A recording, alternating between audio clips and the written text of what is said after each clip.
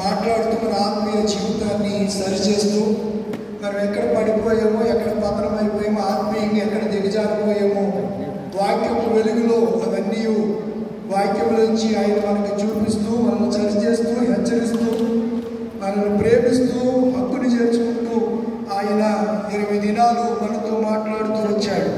21వ దినాన మరొకసారి ఆయన తన ప్రియులైనటువంటి దేవుని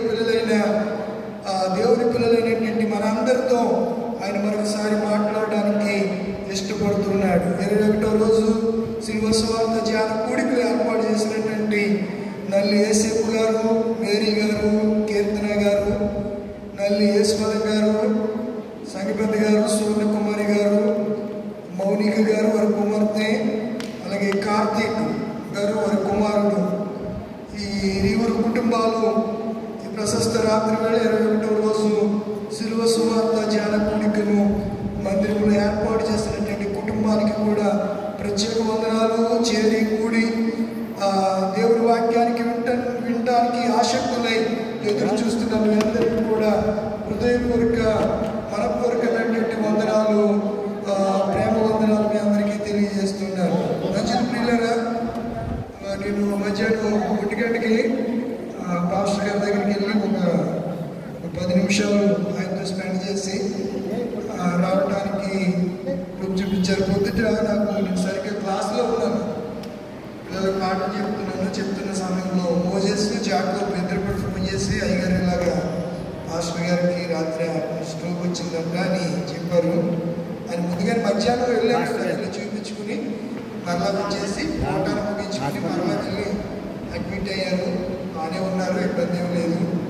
రేపు ఎంజీరాము అవసరమైతే చేస్తామని చెప్పారు బ్రదరు. ప్రార్థన చేయండి అన్నారు, ప్రార్థన చేసి వచ్చాను. మీరందరూ కూడా ఆయనకి సంపూర్ణమైనటువంటి ఆరోగ్యము దేవుడు అనుగ్రహించలాగా మీరందరూ కూడా ఏం చేయాలి? ప్రార్థన చేయండి. హెల్తీగానే ఉన్నారు, బాగునే ఉన్నారు, ఇబ్బంది ఏం లేదు. కాబట్టి మీరేం కంగారు పడిపోయే అవసరంలా ప్రార్థన చేయండి. దేవుడు తన సేవకుని మరలా సేవలోనికి వాడుకునేదిగా త్వరగా ఆయన మరలా బలపడి ఇంజెక్షన్స్ అయ్యి అంతే కదా, తప్పనిసరిగా కొంచెం అనేజీగా ఉండాలి, నీరసానికి గురవుతారు మెడిసిన్ వల్ల. అంచేత త్వరగతిగా దేవుని శక్తిని దైవజనులు కాటం జాన్ మోజెస్ గారు పొందుకుని మరలా తిరిగి యారాకోడూరు ప్యారిష్లో మన పరిచర్య ధర్మాన్ని నెరవేర్చడానికి ప్రభు కృప చూపులాగున దేవుడు స్వస్థత అనుగ్రహించలాగున మీరందరూ కూడా మీ అనుదిన ప్రార్థన, వ్యక్తిగత ప్రార్థనలో జ్ఞాపకం చేసుకోమని నేను ప్రత్యేకంగా తెలియజేస్తూ ఉన్నాను. మంచిది ప్రియులారా, ఈనాటి మన ధ్యానాంశము వ్యర్థాతిశయము. ఏంటి చెప్పండి? వ్యర్థాతిశయము. అతిశయము ఏంటండి? అతిశయం. నేను ఎందుకు త్వరగా ముగిస్తున్నానంటే మోజెస్ గారు వచ్చి చాలా రిక్వెస్ట్, హంబుల్ రిక్వెస్ట్ అంట. ఏంటి హంబుల్ అంటే వినయంతో కూడా రిక్వెస్ట్ అని. మేము పాస్టర్ గారి దగ్గరికి వెళ్తామండి, వెళ్ళండి. అందుకని త్వరగా నేను కూడా వాక్యం స్టార్ట్ చేశాను. లోపలికి ఐసీలోకి వెళ్ళనివ్వరు. నేనంటే మళ్ళీ అక్కడికి వెళ్ళి నేను మళ్ళీ అమ్మతో రికమెండేషన్ చేయించుకున్నాను లోపలికి వెళ్తాక. అన్నీ ఐసీలోకి ఎవరిని వెళ్ళట్లేదు, అక్కడ ఎవరిని ఉండనివ్వట్లేదు. మళ్ళీ నేను ఎవరో తెలిసిన ఆయన సూపరింటెండెంట్ ఆయన ఫోన్ చేసి వెళ్ళాలి మా పాస్టర్ గారు, నేను కాలేజీ నుంచి పర్మిషన్ పెట్టి వచ్చాను, మళ్ళీ వెళ్ళిపోవాలంటే సార్ పంపించండి అని చెప్తే పంపించారు. హాస్పిటల్లో ఐసీలో ఈ దేవుడి దగ్గరికి వెళ్తాక ఏ ఆటంకం ఉంది, కానీ మన మనిషి మనం చూడడానికి కూడా హాస్పిటల్కి వెళ్ళిన తర్వాత వాళ్ళు ఏం చెప్తే ఏంటంటే ఇన్ఫెక్షన్ వచ్చేస్తుందంట వాళ్ళ మాటలు. మన మనిషిని నేను మా తండ్రిని అదే పక్కపెట్టే నేను వెళ్ళినప్పుడు చూడటానికి వెళ్తే మా నాన్నకి ట్రీట్మెంట్ చేసిన అతను నేను మా నాన్న ఫోటో తీసుకుంటే పెద్ద క్లాస్ పీరియడ్. నేనన్నా నేను ప్రొఫెసర్ని, నువ్వు డాక్టర్, మన ఇద్దరికి అయితే తేడా నాకు తెలుసు. మా అమ్మ ఇంటి దగ్గర ఉంది, మా అమ్మ రాలేదు ఇక్కడికి. ఆయన ఎలా ఉన్నాడో, హెల్తీగా ఉన్నాడో లేదో మా అమ్మకి చూపించడానికి ఫోటో తీశానని చెప్పి నేను కూడా రివర్స్ గాడి క్లాస్ పీకాను. అప్పుడు తోటాడు అక్కడ కొంచెం ఆగాడు. శ్రీకాంత్ అని డాక్టర్, ఆడు ముక్కోపోడాడు, ఆడు మామూలుడు కాదు.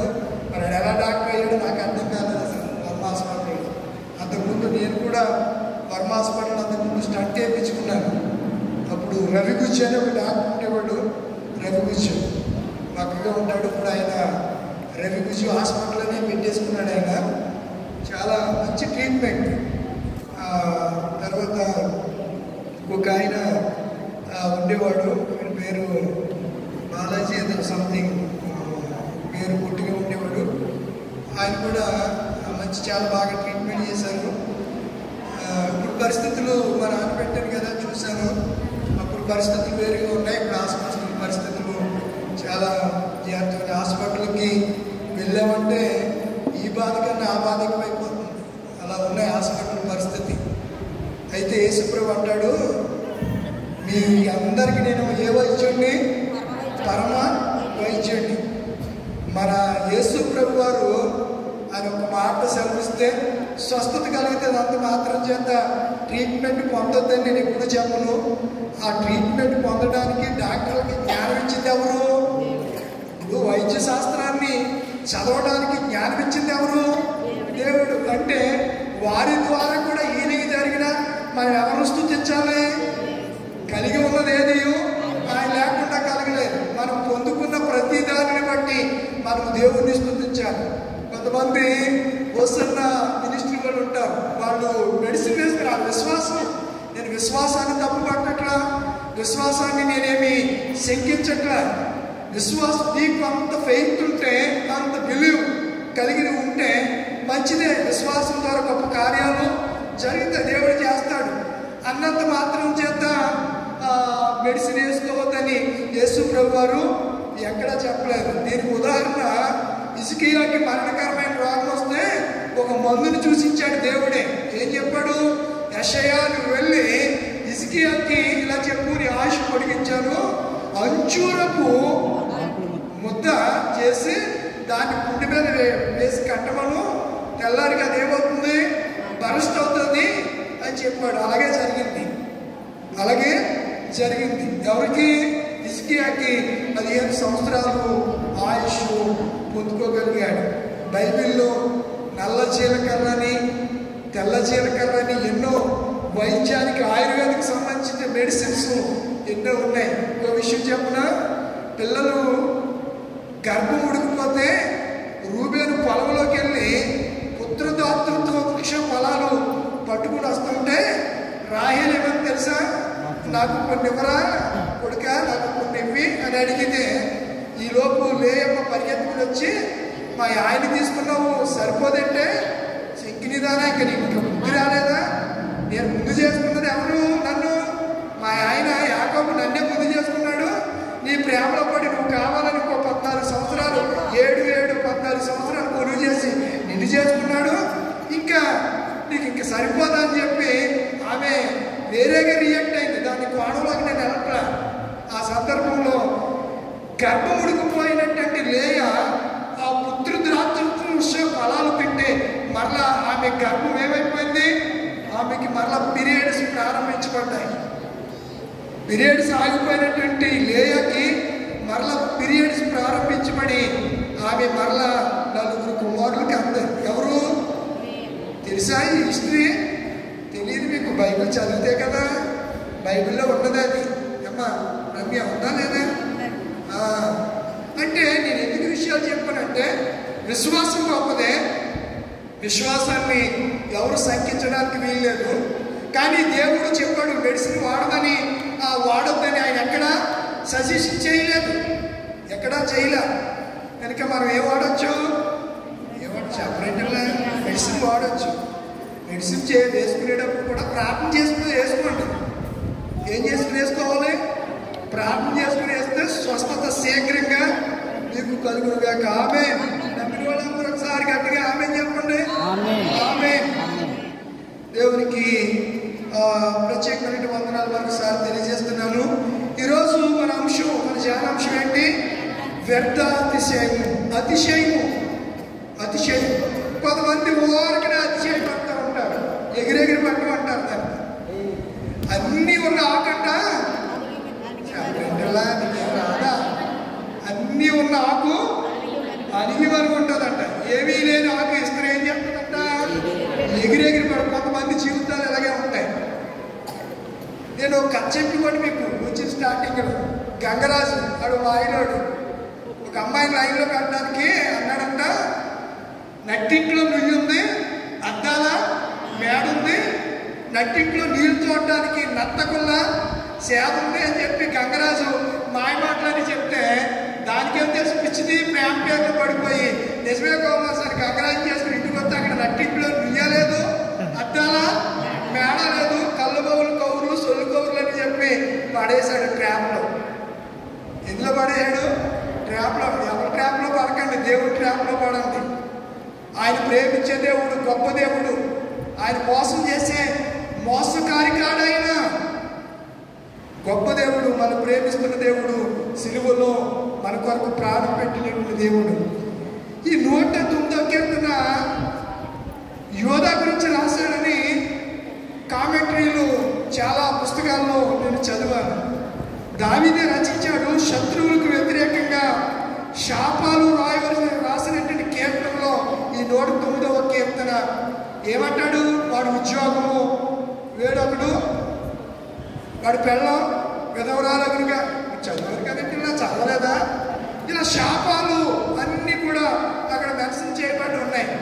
దావీదుకి పిచ్చి కోపం వచ్చేసింది.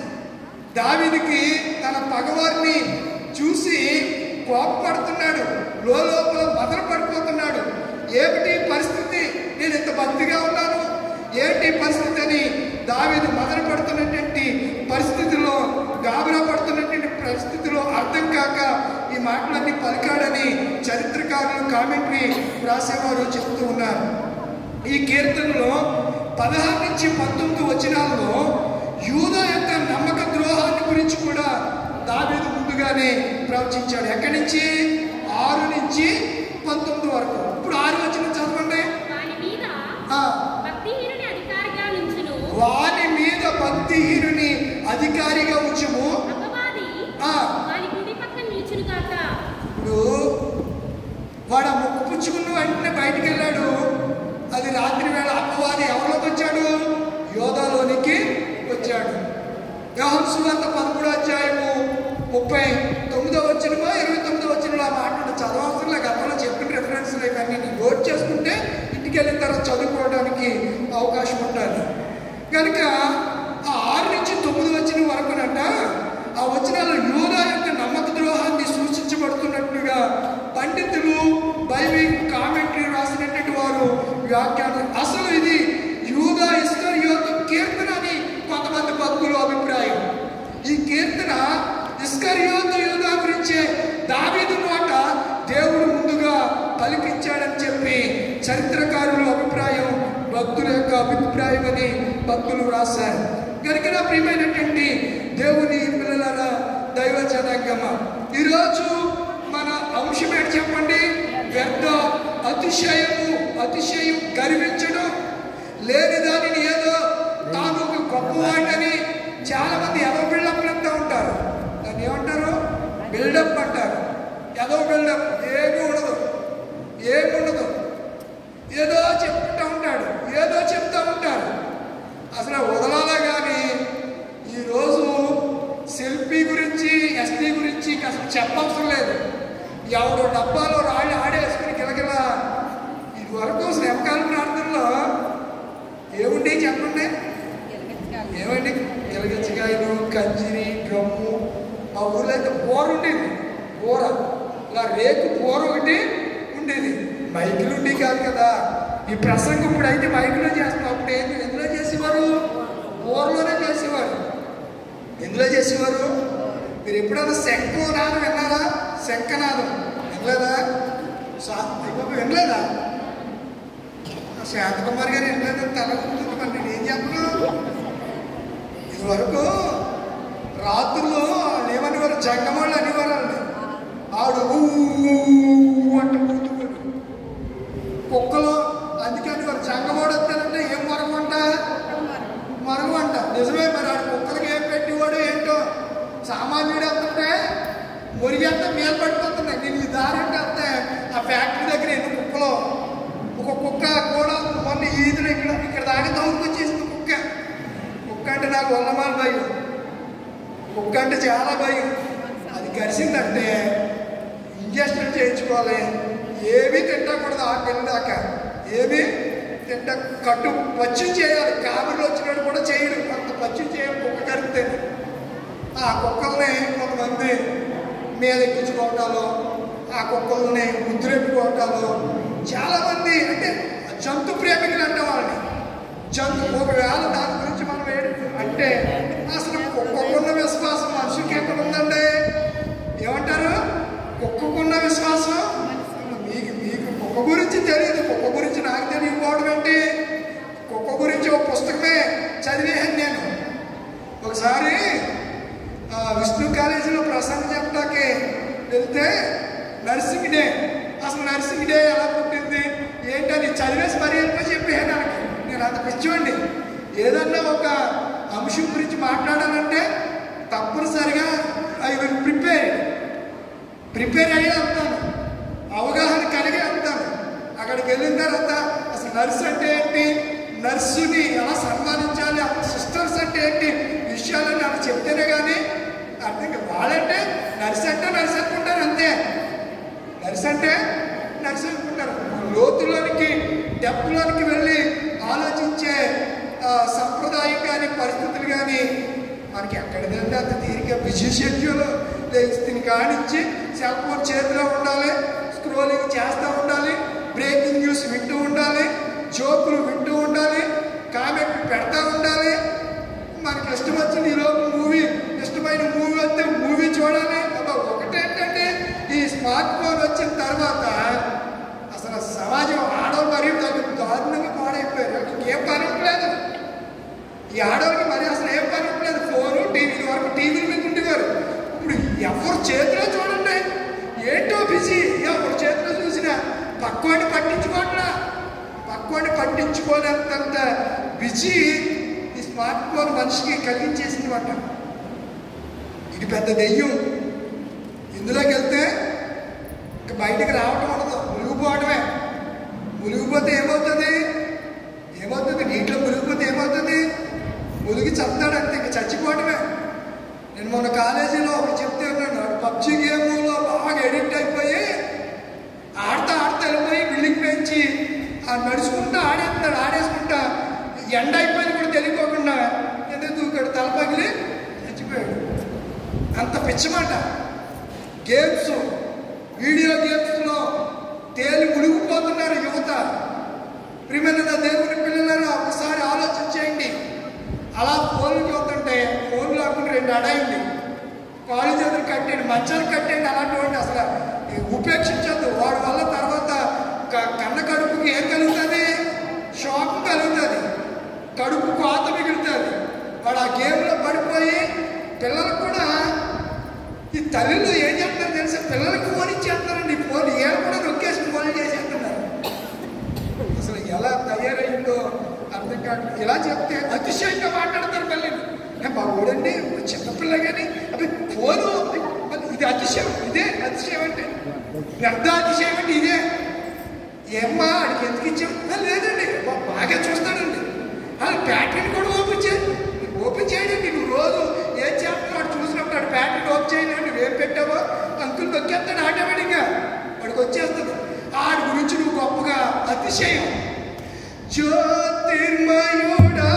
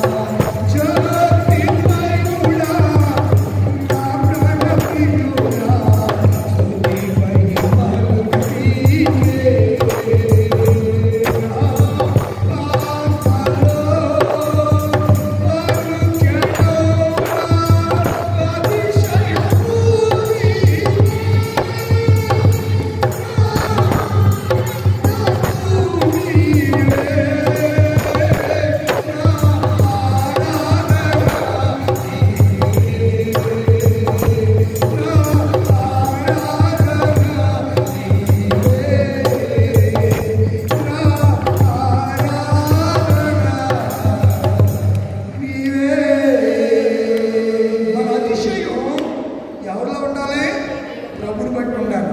పేతురు బాగా కప్పాలు కొట్టేవాడు, డంబంగాడు. విధంగా చెప్పాలంటే డంబము మనిషి. ఎవరు? పేతురు. తను తాను ఏదో గొప్పగా ఊహించేసుకుంటూ ఉండేవాడు. యేసు ప్రభు తెలియదాడు ఎలాంటాడో, నేను ఎలాంటాడో, మీరు ఎలాంటాడో. నేను చెప్పుకుంటే కానీ ఇక్కడ నిలబడి నేను ఎలాంటోడును, నా అంతరంగం ఏమిటో అంతరంగాన్ని పరిశోధిస్తున్నటువంటి ప్రభు కన్నులకు తేటగా నా హృదయంలో ఉన్నటువంటి రహస్యాలన్నీ పట్టబయలుగా ఆయనకి తెలుసు. దాపరికాలు ఉండవు ఆయన దగ్గర, మరుగుగా దాగు చోటు ఉండదు. నా ప్రియమైన దేవుని పిల్లరా, కనుక నువ్వే విషయంలో వ్యర్థంగా అతిశయపడుతున్నావు. ఈ రాత్రి ఇదే విషయంలో నువ్వు అతిశయపడుతున్నావు. నీకు కొంతమంది తమ బ్యూటీని బట్టి అతిశయపడతారు. చాలా అందంగా బాగుంది, ఆడికి ఆడే నాకు గిలుక్కుని పెయిన్ కిసులు అంట. ఏ కిసులు? పెయిన్ కిసులు అంట, గిలుకు. ఇలాంటి వాళ్ళు ఉన్నారు.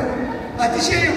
నా అమ్మాయిని చూసి ఓ అమ్మ తన చుట్టూ చూసుకుని మున్సిపాల్ నాదంటే మున్సిపాలిటీ దగ్గర వాళ్ళ అమ్మ అంటారు నా తోడు. మా పిల్ల చుట్టూ అండి అయ్యారు ఎంతలా ఉండేదండి, ఎంతలా ఉంట, ఇంతలా ఉండేదంట. అంట తలంతా ఊడిపోయిందంట. అతిశయం. తనకున్నట్టండి ఎయిరుంటే బాగుంటుంది, మంచిదే. ఆడవాళ్ళకి ఎయిర్లు దేవుడు దేని కింద ఇచ్చాడని చెప్పాడు? పైకి చెంగిరా బాబు. కొరింథీయులకు రాసిన పత్రికలో పైట కొంగుగా చెంగు, కొంగు అంటారా చెంగు అంటారా? అలా ఇచ్చాడంట దేవుడు. అందుకే మందిరంలో ఉన్నప్పుడు ఏం చేయాలి? చూసుకోవాలి, లేకపోతే గుండు గీయించేసుకోవాలి. ఏం గీయించేసుకోవాలి? గుండు కొట్టించేసుకోవడమే. ఈ మధ్య పాస్టర్లు మేకప్లు వేసేసి టీవీ షోల్లో అబ్బా వాళ్ళ చుట్టూ మళ్ళీ ఎవరు చూసాను చుట్టూ ఇలా ఇక్కడికి వేసుకుంది, చుట్టూ ఇలా ఇలా తీసి అమ్మ ఒకసారి నువ్వు వెయ్యి, ఒకసారి ఈరా నువ్వే వెయ్యి ఈరా, అది అలాగా ఈ జుట్టు అంతా తీసి ఇలా వేసి ప్రసంగడికి వచ్చేస్తున్నాడు బాబా. మన మామూలుగా లేదు. 70mm థియేటర్లో ప్రదర్శించబడుతున్నటువంటి సినిమా లేకుండా అర్థమవుతుందా? అతిశయం. ఇవన్నీ దేని కిందకు వస్తాయి? వ్యర్థ అతిశయము. ఏదో నేను గొప్పవాడిని. కొంతమంది ఈ ఊర్లోనండి నేనే భక్తిని బట్టి కూడా అతిశయపట్టుకుంటున్నారు. తెలుసు మీకు? అయ్యి బాబు నేను చేసినట్టు పాటను ఎవరు చేయండి అయ్యారా? అలాగా మన తెలియదులే. మరి ప్రార్థన దేవుడు నీకు ఉచ్చరింపశక్యం కానీ మూలుగులతో ప్రార్థనిస్తే ఆ ప్రార్థన గురించి కూడా అతిశయపడుతున్నారు కొంతమంది. మంచి దేవుడు మంచి టాలెంట్ స్వరాలు ఇచ్చాడనుకో, పాడమంటే పాడండి. బొమ్మము తెట్టుకునేవాడు కొంతమంది పాడండి. ఏమ్మా నేను పాడండి అయ్యాను, పాడండి పాడు. నువ్వు ఏదో చక్కగా నీ స్వరం బాగుంటావే, నువ్వు బాగా పాడతావని నిన్ను పాడమంటే నేను పాడినంటే ఎప్పుడో ఆ నోరు అనుకోద్ది అంతే. ఆమె అనలేదు, నేను కడకూడదని, నీకు కొంచెం కనువిప్పు కలగాలని నేను ఆ మాట అనలేదు. నిజమే, దేవుడు మనం పాడితే వినాలని. పిల్లలు మాట్లాడుతుంటే మనం ఎంత ముచ్చటపడిపోతాం. ఆడు అమ్మ అన్నా నీ అమ్మ అన్నా ఇంకోసారి అన్నా, ఇంకోసారి ఏం మాటలు మాట్లాడతారు, ఇంకోసారి అన్నా. ఆ తాత తిట్టాడనుకో ఇలా అమ్మంటారు, ఇంకోసారి తిట్టరా, ఇంకోసారి. తాతను తిడితే ఎంత సంతోషమో ఈ అమ్మలకి. వాళ్ళ తాతలు కానీ వాళ్ళ మేనత్తలు కానీ, అదే ఒకవేళ ఆ అమ్మోలు కానీ వీడేమని అన్నాడనుకో. కొంతమంది నేను విన్నాను స్వయంగా, ఎరడా కుక్క మా అమ్మ తిడతావేంటి నన్ను అన్న తల్లి నేను విన్నాను. ఏమని తెలుసా? ఎరా నా కుక్క మా అమ్మ తిడతావేంటి అంది. అదే వాళ్ళ అత్తగారిని తిడితే భలే తిట్టింది, భలే తిట్టాడు. అసలు ఈ మనుషులంటే ఎలా పడితే అలా ఉన్నారండి. పెట్టి అతిశయం, అతిశయము. పేతురు జీవితంలో కూడా అదే చూస్తున్నాం మనం. వ్యర్థముగా అతిశయపడుతున్నాడు. తను ఏదో కొత్త ఈ 12 మందిలో నేనే పెద్ద ముడిగిన అనుకుంటున్నాడు, అంత గొప్పవాడు అనుకున్నంత స్టేజ్కి వెళ్ళిపోయి అందరూ అభ్యంతరం పడినా నేనేంటనుకుంటున్నా యేసయ్య, అందరూ అభ్యంతరం పడినా నేను మాత్రం అభ్యంతరం పడిన అన్నాడు.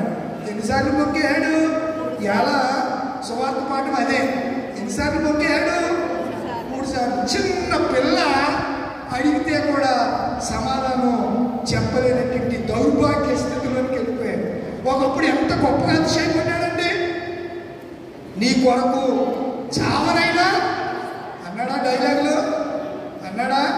నీ కొరకు చావనైనా చస్తాను, కానీ నువ్వెవరో తెలియదని చెప్పను ప్రభు అన్నాడు. లేదు పేతురు, నీ గురించి నాకు తెలిసిన ఆయన, నువ్వు చంచలుడు, నువ్వు స్థిరమైనడు కాదు. నువ్వు స్థిరపడాలంటే నేను పునరుద్ధారుణ్ణి అవ్వాలి అని యేసయ్య సూటిగానే ఆయన బ్రతుకుండగానే పేతురు అనేక సార్లు హెచ్చరించాడు. అయినా తన పందాను అతడు మార్చుకోకుండా వ్యర్థంగా అతిశయపడుతూనే వచ్చాడు పేతురు. చాలా మందికి 4 కుటుంబం ఉంటే అతిశయం. మా వెనకాల నేను ఎంతమంది అనుకుంటున్నారు? మా కుటుంబం, నాకు పెద్ద ఫ్యామిలీ, నా ఫ్యామిలీ. నేను ఎప్పుడు అందుకే ఇర్మియా గ్రంథంలో మాట, కొందరు గుర్రములు బట్టి, కొందరు రౌతులు బట్టి, కొందరు జ్ఞానములు బట్టి, కొందరు ధనములు బట్టి అతిశయించుడు గాని అతిశయించువాడు దేనిని బట్టి అతిశయింపవలనగా భూమి మీద బ్రతకటానికి కృప చూపుతున్న దేవుని బట్టి మీరు అతిశయపడాలి. ఎవరిని బట్టి అతిశయపడాలి మనం? కొంతమంది తనకున్నటువంటి బ్యాక్గ్రౌండ్ని బట్టి. ఏ రౌండ్? బ్యాక్గ్రౌండా దాన్ని బట్టి అతిశయం. మా వెనకాల మా అక్క ఉన్నాయి, మా అన్ని ఉన్నాడు, మా తమ్ముడు నన్ను టచ్ అయింది. అసలు మీ సంగతి అంటే తేలిపోతే వచ్చేస్తారంటే గుంపులాగా అంటారు కొంతమంది. ఎవరిలాగా? గుంపులు. తెలుసా గుంపులు అంటేనే? తెలుసా? మా కోళ్ళు ఎత్తిపోయిన లాలే గుంపులు. ఆకివీడు రైల్వే స్టేషన్ పక్కన ఉంటారు. మాదేపల్లని అక్కడికి ఎవడన్నా ఎత్తి తిరిగి రావడానికి అంతే సంగతులు. ఆడి దగ్గర ఎలా ఐఫోను ఈరోజు మార్కెట్కి వస్తే అది ఎవడనుకుంటే తెల్లారి ఇంట్లో ఉంటుంది. అది ఎలా లేపెడతాడో తెలియదు. స్టోర్ పట్టుకుని దొంగల కింద భయంకరం. ఒకవేళ నువ్వు దీపుంటే ఏం చేస్తారు? నిన్ను చంపేస్తారు. నాకు అదే అలాగే నా తమ్ముడు పోగొట్టుకున్నాను నేను. ఇంకా మనం కూడా మూలార్థం కదా. ఇప్పుడంటే దేవుడు ఈ సాత్వికాన్ని ఇచ్చేసాడు. వయసులో ఉండగా ఎలా ఉంటాను చెప్పండి? ఎలా ఉంటామమ్మా? అవునుగా ఎలా ఉంటాం? ఆ ఉడికి రక్తం వేరు అంటే అంతే కదా. రాసుగలం బాబు, ఆ ఉడికి రక్తం ఎవడేమన్నా మనం పట్టించుకో. నన్ను ఎందుకు అంటాడు? అంటాడు ఆడంతాడు బ్రతుకంటాడు. అమ్మని అసలు నేర్పోతాన్నట్టుగా ఉంటుంది పరిస్థితి. అన్నీ అయిపోయాక ఇప్పుడు పెద్దోళ్ళ దగ్గరికి వెళ్ళి తాత ఏం చేయబోదా కాళ్ళగా వచ్చేస్తుందా? అప్పుడు ముసలిదంటదా, ఈ ముసలోడి గురించి నీకు ఏం తెలుసు బాబు? ఈ వయసులో ఉండగా నన్ను ఎన్ని ఇబ్బందులు పెట్టాడు, నీకు ఏం తెలుసు బాబోయ్, ఎన్ని బాధలు పెట్టాడు అనుకుంటా. చెప్పిన మాట ఇనివాడా? ఇంట్లో ఉండేవాడా? ఏమైనా తెచ్చివాడు అనేవాడు కూడా ఉన్నారు. మీకు తెలీదు. తెలుసా? చెప్పిన మాట విన్నాడండి. వయసులో ఉన్నప్పుడు మీటింగ్ చేసేవాడు, బయటికి వెళ్ళి కండ కావడంతో ఇష్టం వచ్చినట్టు మాట్లాడేవాడు. తాగేసి వచ్చి ఇష్టమైనట్టు కొట్టేసేవాడు. పిల్లలు అంటే పిల్లలు కూడా కొట్టేసేవాడు అని చెప్పి అప్పుడు వేస్తే మామ క్యాసెట్. మామ ఎప్పుడు వేస్తే తాత బావ మంచి నీళ్ళు గ్లాసు పట్టుకున్నారా అన్నప్పుడు వేస్తే. ఇప్పుడు వచ్చింది తాతకి ఏమొచ్చింది ఇప్పుడు. అలా మామలు కూడా ఉంటారు. వాళ్ళు అన్నారని మీరు ఇచ్చేస్తారు. మామలు కూడా అలాంటి ఉంటారు. ఉండరండి, అమ్మమ్మలో చేసేవాళ్ళు అలాంటి వాళ్ళు ఉంటారు. కనుక ఈరోజు మన ధ్యానాంశంలో విషయాలు ఎందుకని వస్తున్నాయి? అంశాలు బట్టి వస్తున్నాయి. ఓరకనే రావట్లా, మన వేరే మనం వెళ్తున్నాం. ముగింపులోకి వచ్చేసాను. కనుక మనం ఆలోచన చేస్తే పేతురు కూడా అలాగే వ్యర్థంగా అతిశయపడ్డాడు. ఎలా పడ్డాడు? వ్యర్థముగా అతిశయపడ్డాడు. అతిశయపడడానికి అతనిలో ఉన్న కారణాలు నేను మీకు జ్ఞాపకం చేస్తాను. తనకు తాను గొప్పగా ఊహించుకున్నాడు. మత్తయి సువార్త 26:33 రాసుకోండి, చదవద్దు. చాలా అజాగ్రత్త పరుడు, చాలా మత్తయి సువార్త 26:40. తర్వాత మూడవది దుడుకుతనం కలిగిన వాడు. యోహాను సువార్త 18:10-11. నాలుగవది దూరం నుంచి వెంబడించేవాడు. మత్తయి సువార్త 26:58. దుష్టుల దగ్గరికి వెళ్ళి కూర్చోబెట్టినట్టు వాడు. యోహాను సువార్త 18:18 చదువుకున్నటువంటి వాక్యంలో బహిరంగంగా ఎరగనన్నాడు. యోహాను సువార్త 18:25. తర్వాత శపించడానికి ఒట్టు పెట్టుకోవడానికి ప్రారంభించాడు. మార్కు సువార్త 14:70-71. పేతురులో ఈ లక్షణాల కారణం చేత, ఆ కారణాలు ఉన్నట్టు కారణం చేత అతడు వ్యర్థముగా అతిశయపడుతూ ఉండేవాడు. యేసుప్రభు వారు కూడా కొన్ని విషయాలు పేతురికే చెప్తూ ఉండేవాడు. పేతురు, మనం 10 కట్టాలి అబ్బాయి, మరి వచ్చారు కదా, ఎవరు సొంపు వసూలు చేసేవాళ్ళు వచ్చారు కదా, మరి ఏం చేద్దాం అని పేతురుతో డిస్కస్ చేసి, సరే పేతురు నువ్వు పనిచే, గాలం తీసుకో, సముద్రానికి వెళ్ళు, గాలమైతే ఒక చేప దొరుకుతుంది, ఆ చేప లోపల నోరు తెరుగు చూడు, అందులో ఒక షెకెల్ దొరుకుతుంది, ఆ షెకెల్ అట్టుకెళ్ళి పన్ను కట్టే అన్నాడు. ఎవరు? యేసుప్రభు. ఎవరిని? 12 మందికి చెప్పలేదు. ఎవరికి చెప్పాడు? ఈ దుడుకోడికి చెప్పాడు, పేతురు గారికి చెప్పాడు, ఈ డాంబికుడికే చెప్పాడు. చెప్తే గమ్మ వెళ్ళాడు, అలా వేసాడు. అందుకే ఇప్పుడు కూడా ఇజ్రాయెల్ దేశంలో ఫేటర్ ఫిష్ అంటారు, అది చాలా ఖరీదు ఆ దేశంలో. సాల్మన్ ఫిష్ ఇండియాలో ఎంత ఖరీదు? సాల్మన్ ఫిష్ తెలుసా?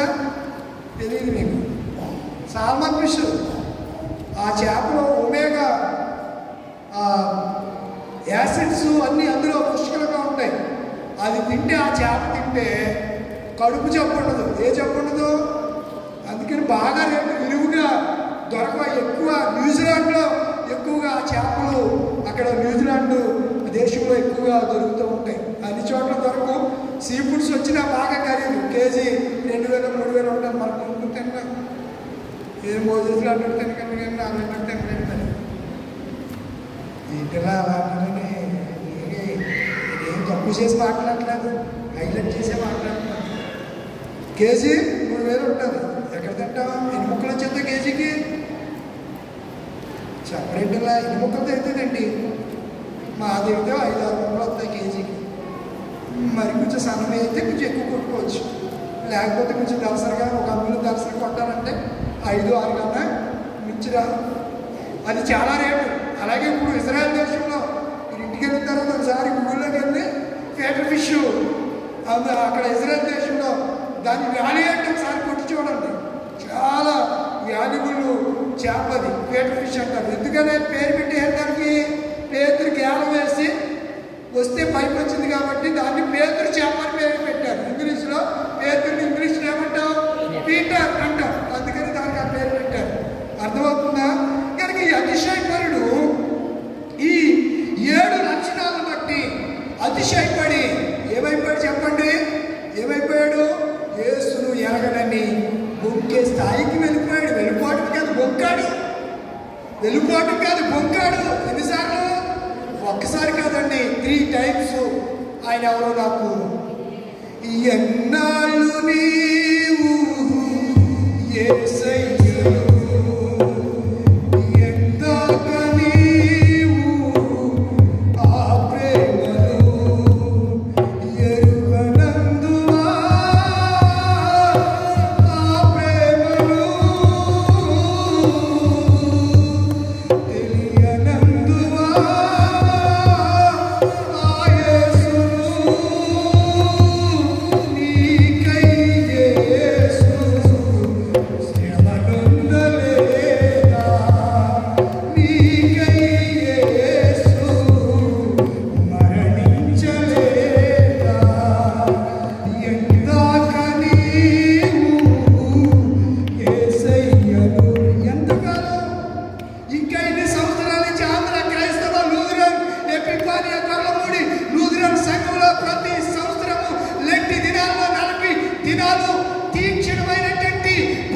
బాధ్యత కలిగి యజ్ఞం చేస్తున్నావే, నీ నిష్టలతో ప్రార్థనలు యాచనలు చేస్తున్నావే, నీసుకోరలు మానేసి ఉపవాసాలు ఉంటున్నావే, ఏది నీ భక్తి జీవితం? అవసరం వచ్చేటప్పటికి ఆయన ఎవరో తెలియదు. కొంతమంది పేర్లు కూడా అంతేనండి. నా సర్టిఫికెట్లు ఎలా ఉంటుందో అదే పేరుతో పిలువబడుతున్నారు. కొంతమందికి ఇంటికాడ సర్టిఫికెట్లో ఒక పేరు ఉంటుంది, గుళ్ళోకి బాప్టిజం తీసుకున్నాక ఒక పేరు, గుళ్ళోనేమో ఈ పేరును, ఊర్లోనేమో ఆ పేరు. మార్చేసుకో, నీ జీవితాన్ని మార్చేసుకో. పేరు మార్చుకుంటే ఉపయోగం లేదు. ఏం మార్చుకోవాలి? బ్రతుకు మార్చుకోవాలి, బ్రతుకు మార్చుకోవాలి.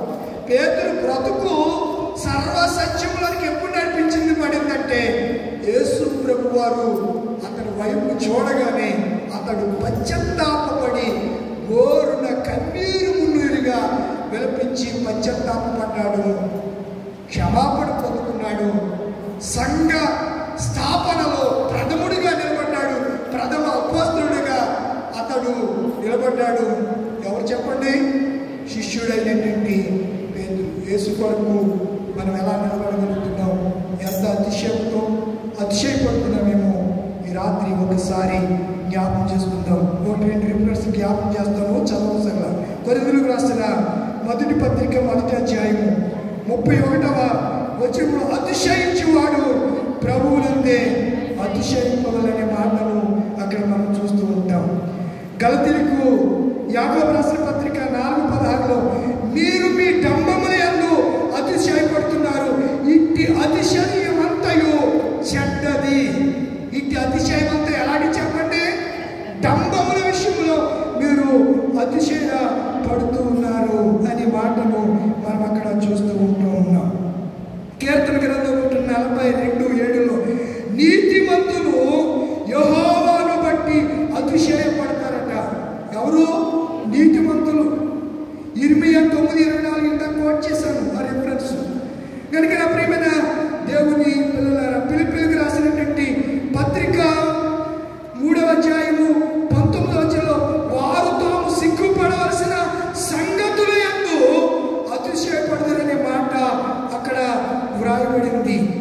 సామెతల గ్రంథం 27:1లో రేపటి దినముల గురించి నువ్వు అతిశయపడకు అనే మాటలు వ్రాయబడ్డాయి. కనుక ఈరోజు మన ధ్యానాంశం వ్యర్థ అతిశయము. ఒకవేళ ఈ అర్థంగా దేన్ని బట్టన్నా అతిశయపడితే అతిశయాన్ని ఈరోజు ఏం చేద్దాం? సిలువేద్దాం, విడిచిపెట్టేద్దాం. తగ్గింపు కలిగి ఉందాం, దీనమనసు కలిగి ఉందాం. తలవంచండి, కళ్ళు మూసుకొని ప్రార్థన చేసుకుందాం. తలవంచండి.